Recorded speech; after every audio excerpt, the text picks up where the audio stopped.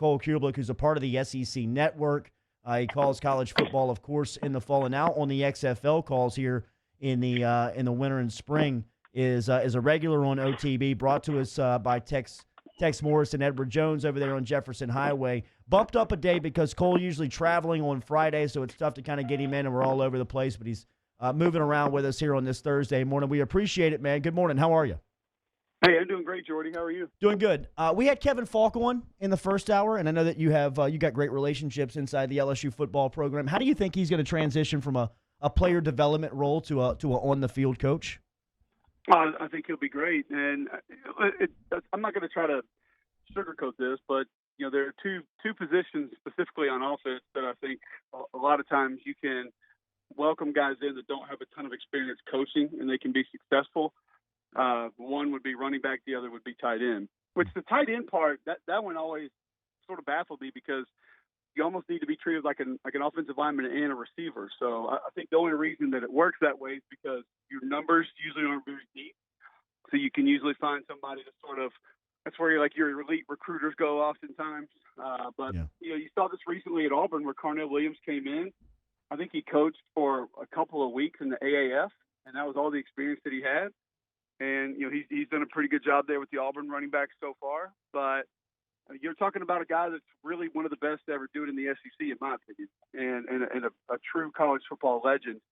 And then obviously went on to have a lot of success in the NFL. It means a lot for him to be there in Baton Rouge. So I think it'll be a great fit. I think mentally and emotionally, he's right on board with what Coach O wants on his staff, and I think it'll be fantastic. In traveling around college football and having relationships with coaches like you do, how much is the right amount of I guess emphasis to put on experience in recruiting? Like Faulk has none, but Ogeron says he's great at it.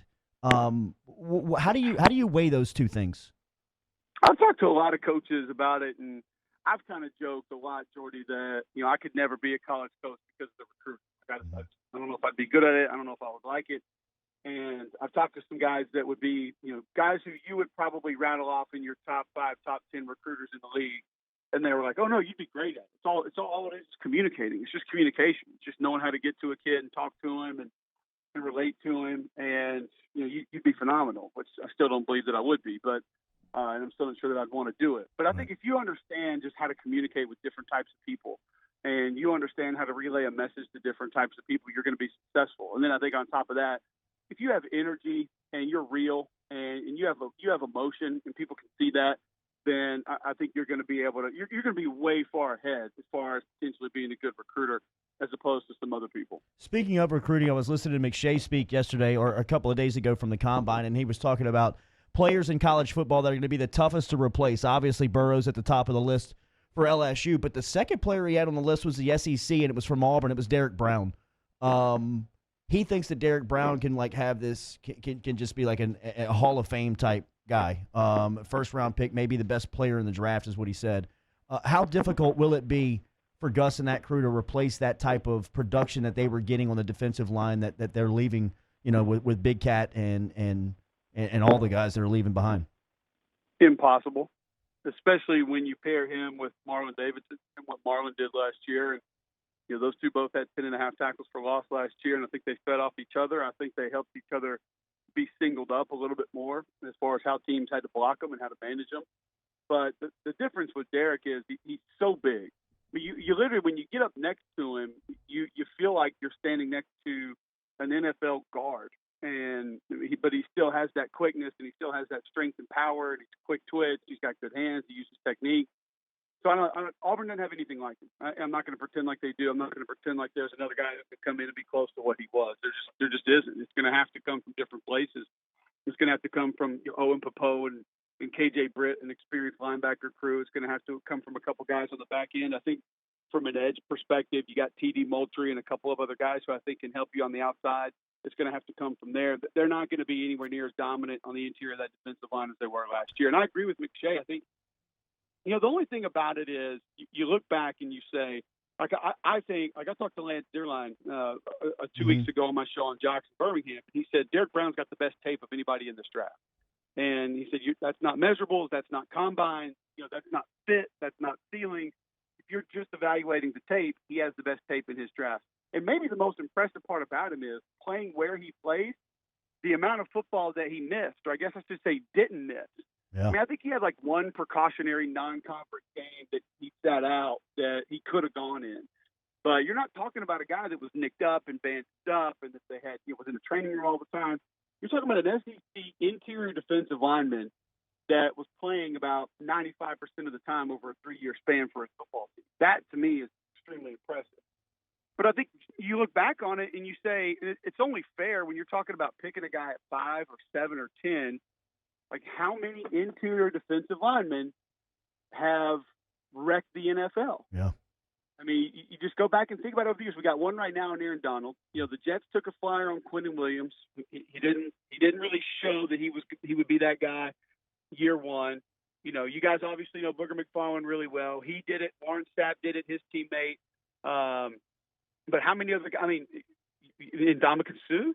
I mean, you start really peeling it back, and you can come up with 8, 9 guys over the last 20, 30 years that have truly been impactful, dominant guys from the interior of a defensive line that you've had to game plan around, you've had to scheme around. There hadn't been a ton of them.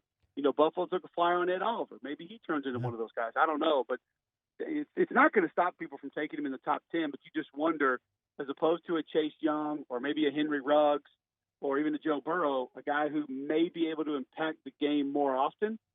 You wonder where the value truly is going to be as far as when he comes off the board. But I agree with McShay and Lance Zierlein that he's arguably the best player in this draft. Cole Cubelic talking everything here with us on OTB, brought to you by Tex Morris and Edward Jones over there on Jefferson Highway. The whole crew felt like we were duped last night by Nick Walinda when he put the safety harness on. Did you feel the same way? I mean, it definitely removes some intrigue.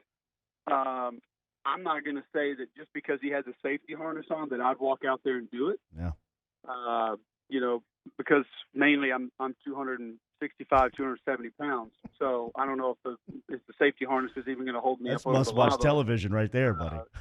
That would make it a little bit more nerve-wracking. And I think that allowed us to completely remove ourselves from what he was actually doing. Even with a safety harness on, it's not like you're guaranteed that you're not going to fall. Right. There's a much better chance that nothing bad's going to happen. But, yes, I think most people would have been glued to their televisions, and that would have become must-see TV if he didn't have that on. Yeah. I mean, just the thought of the actual death on television is what really everybody was coming to see. And then he put this harness on. I was like, I'm out. Is everybody chasing Houston? Is it Houston and everybody else in the XFL as Rivers nods her eyebrows up and down? I think St. Louis is really close. I think when you look at Jordan Teamo's completing like 75% of his passes. I mean, he's been unbelievable.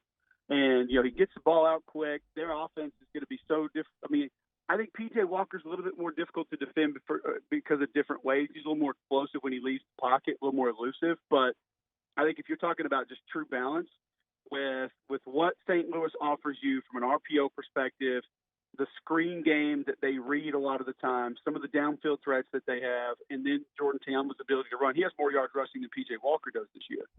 I think they have a truly more balanced offense as far as how you have to defend it.